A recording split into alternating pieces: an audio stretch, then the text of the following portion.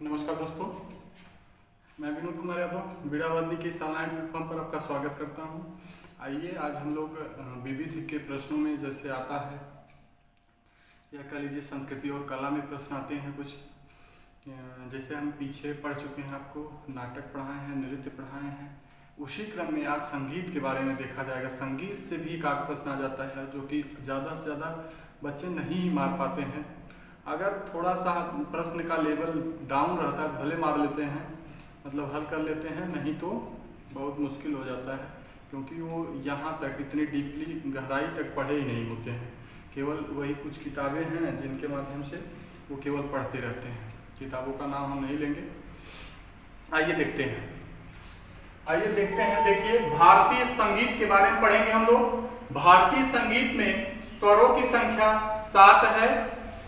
स्वरों की संख्या 7 है। उसमें सा, रे, ग, म, प, ध, नी ये है। ऐसे ऑप्शन बना के दे सकता है, लेकिन अभी तक नहीं दिया गया है। तो केवल आप याद करिए कि स्वरों की संख्या 7 है। भारतीय संगीत में ताल धुनों के लयबद्ध समूह को हम ताल कहते हैं। धुनों के लयबद्ध समूह को ताल कहते हैं। अब लय क्या होता है?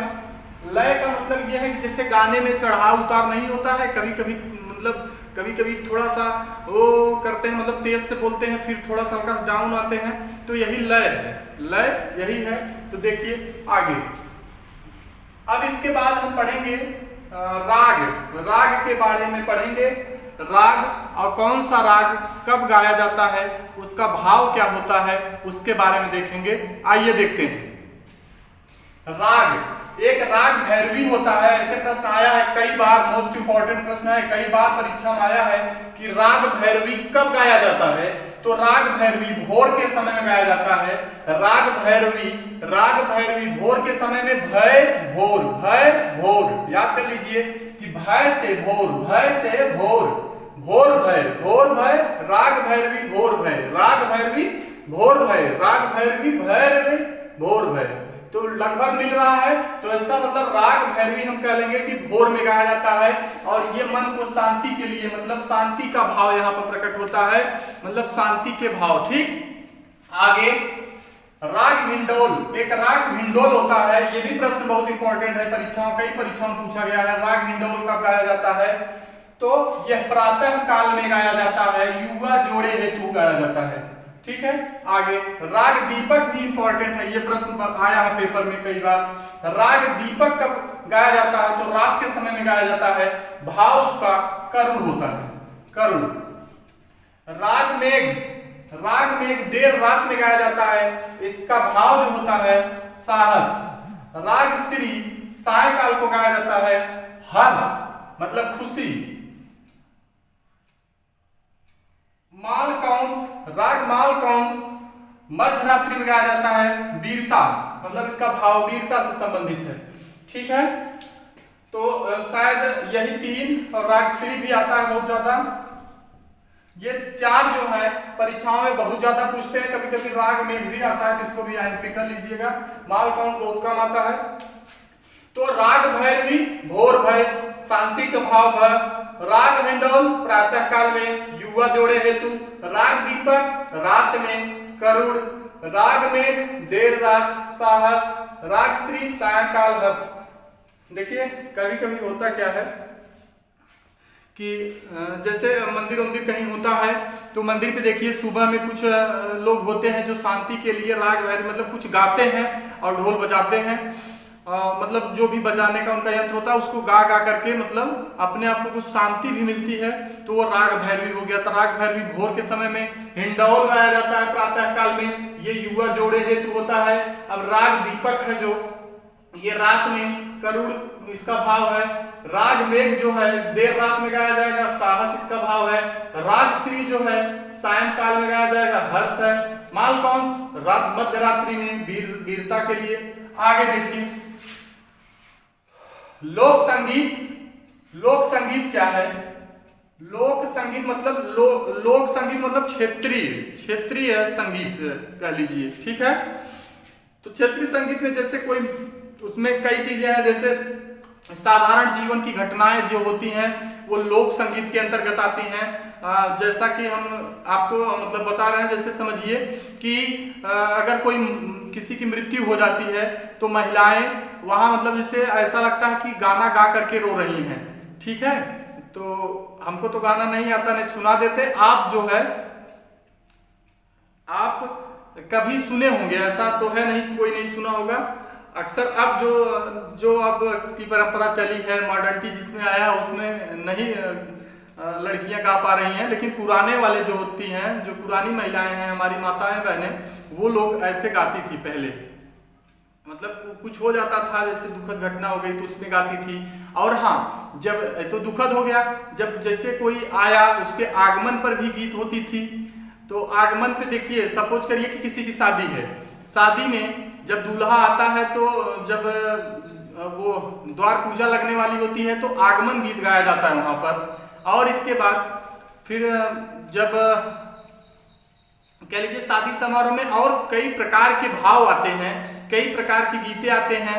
जैसे अब बीच में भी कोई गीत आता है, मतलब जब खुशी होती है तब वहां होता है। फिर जब लड़की की विदाई होने लगती है फिर वहां पर भी एक गीत गाया जाता है। तो वही सब लोकगीत है, वही सब क्या है, लोकगीत है। यही सब लोकगीत है। तो लोकगीत के बारे में हम थोड़ा सा ये जानेंगे कि कौन सा लोकगीत हमारे क्षेत्र में कहाँ कहाँ गाया जाता है। ठीक है, आइए मित्रों देखते हैं। हरियाणा में रागनी लोकगीत है, वो गाया जाता है। राजस्थान में मांड है, मांड है। बंगाल में मटियाली, बंगाल को मटियाली ऐसे याद कर लीजिए कि बंगाल में जो पटसन होता है, जूट उत्पादन ये ज्यादा होता है। ऐसे आप जैसे सनई जानते हैं, सनई वो जो होता है उसको पहले मतलब कीचड़ में गाड़ा जाता है, फिर निकालने के बाद पानी में जोर जोर से पटका जाता है। तो इस तरीके से मटिया, जो पानी तो मटिया हो गया, तो कहाँ पर है, बंगाल में है। तो बंगाल से मटियाली याद कर लीजिएगा। राजस्थान से मांड, और हरियाणा से रागनी। हरियाणा से कश्मीर से बनावन। देखिए कश्मीर के लोगों की बनावट बहुत अच्छी होती है, बहुत मतलब गोरे ओरे होते हैं। तो इसलिए आप ऐसे याद कर लीजिए कि कश्मीर का जो है लोकगीत बनावन है। छत्तीसगढ़ मध्य प्रदेश का पंडवानी, मध्य प्रदेश का आल्हा है, तो आप लोग जानते करते हैं मध्य प्रदेश आल्हा, ये भी परीक्षा में पूछा जाता है। राजस्थान का पनिहारी, इसका मतलब वहां जैसे जब पानी भरने जाती है तो महिलाएं गाना गाती हैं, तो ये लोकगीत वहां का है, फेमस है राजस्थान पनिहारी। फिर से एक बार देख लेते हैं। हरियाणा का है रागिनी, राजस्थान का है मांड, बंगाल का है मटियाली, कश्मीर का है बनावन, छत्तीसगढ़ और मध्य प्रदेश का है पंडवानी, छत्तीसगढ़ मध्य प्रदेश का पंडवानी, मध्य प्रदेश का आल्हा, राजस्थान का पनिहारी। ठीक है मित्रों, आशा करता हूं इतना समझ में आया होगा। आगे बढ़ते हैं। वाद्य यंत्र किस अंग से, आदमी के किस अंग से कैसे बजाया जाता है, ये चीज अब हम यहाँ पर देखेंगे। ये भी प्रश्न पूछता है। ये आया था कि मृदंग, जो मृदंग है, मृदंग को कैसे बजाया जाता है या क्या माध्यम है, किस अंग के माध्यम से बजाया जाता है। तो देखिए मृदंग हुआ, तबला हुआ, या एमपी प्रश्न है, इसको ये आ जाता है तो सब कंफ्यूज हो जाता है। तबला ड्रम ढोल आएगा तो समझ जाएंगे, ड्रम भी आ जाएगा तो एक बार कंफ्यूज हो जाएंगे। लेकिन तबला, ड्रम, ढोल, मृदंग ये सब हाथ के आघात से बजाने वाले यंत्र हैं। मतलब इन पे चोट मारा जाता है तब बजते हैं। जैसे तबला इसी से बजाया जाता है, चोट किया जाता है तब बजते हैं। और बांसुरी, शहनाई, पुंगी, कहते हैं कि मैं आपकी पुंगी बजा दूंगा ना, तो पुंगी मतलब मुख से बजने वाले यंत्र। ये भी प्रश्न आया है पुंगी वाला, आईएमपी है ये भी। पुंगी का मतलब मुख से बजने वाले यंत्र जो है, उसमें बांसुरी, तो बांसुरी वही है। शहनाई जो शादियों में जो है एक ऐसे निकला रहता है, उसमें जो बजाता है मुंह में से लगा के फूंकता है, पो पो पो बोलता है, तो शहनाई हो गया। पुंगी भी होता है उसमें। तो मुख से बजने वाले यंत्र बांसुरी, शहनाई, पुंगी बजा दूंगा। मंजीरा, झांझ, करताल। जैसे करताल देखिए, कहीं देखे होंगे कि हरे राम हरे कृष्ण करते हैं लोग, करताल ऐसे बजाते रहते हैं ना, करताल यही है शायद, हाँ। और झांझ का मतलब जैसे जब कजरी उजरी गाया जाता है अपने यहाँ, तो झझड़ी एक होती है, उसको झझड़ी कहते हैं। तो ऐसे ऐसे फूंकते हैं, ऐसे बजाते बजाते गाते हैं, तो वो झांझ है। तो ये सब घन वाद्य यंत्र के अंतर्गत आएंगे। मजीरा, ढोल मजीरा, मजीरा तो हमको नहीं पता है मजीरा क्या है, ठीक है, इतना आप याद कर लीजिए कि मजीरा, झांझ, करताल घन वाद्य है, कहने का मतलब घनघनाने पर ये जो है आवाज करते हैं, घनघनाने पर या एक दूसरे से रगड़ने पर तब आवाज करते हैं, घन कह सकते हैं।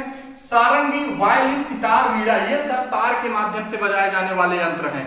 तार के माध्यम से, जैसे कभी आते हैं हमारे यहाँ साधु बाबा, तो जोगी बाबा तो बजाते रहते हैं कि ऐसे ऐसे रगड़ते रहते हैं, तार में कोई डंडा रहता है उसमें भी तार लगा रहता है, तो वो एक अलग धुन आती है उसमें, तो वो ऐसे ऐसे करते रहते हैं, तो वो चीज हो गया।